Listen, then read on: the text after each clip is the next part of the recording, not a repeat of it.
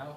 Firstly, I think I'd like to thank, obviously, Ambassador Bekink for having hosted this Transatlantic Neuroscience event tonight. I think we need more of these.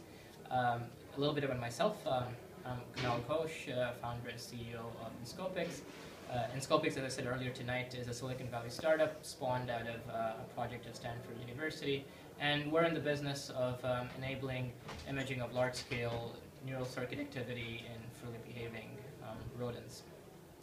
I think events like this are important to promote interactions and cross-fertilization between academics, entrepreneurs in the US and in Europe, and specifically in the Netherlands. And personally speaking, I think the Netherlands and the Dutch community is in a very good position to promote some of these interactions by virtue of the Dutch historically being a trader nation. I mean, the Netherlands has been the hub of commerce and has some of the best airline networks, best airport, perhaps one of the best in the world. So I think it's a great service that the Dutch can do to both the Americans and also to Europe to help bring these two continents and communities together to advance science or other disciplines forward.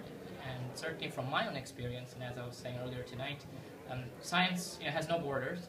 And Niels Bohr, I think, said this a long time ago, the famous Danish atomic physicist.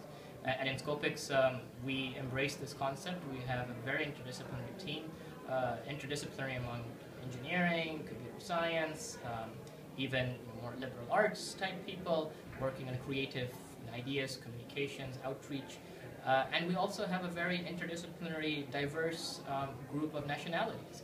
And we have people from all over the world. And in fact, as I said earlier today, sheer coincidence, a professor from the university, trained at the University of Amsterdam, Professor Kunal, who spent 6 months at Inscopix, is still at Inscopix, and developed a really nice means to do electronic focusing. It's something that we want to integrate in our next generation of product. And I think these kinds of cross-boundary, cross-border interactions, whether they're customers, whether they're suppliers, whether they're talent, people you're bringing into the company, people you're sending back to other disciplines and other parts of the world, it's good for the world.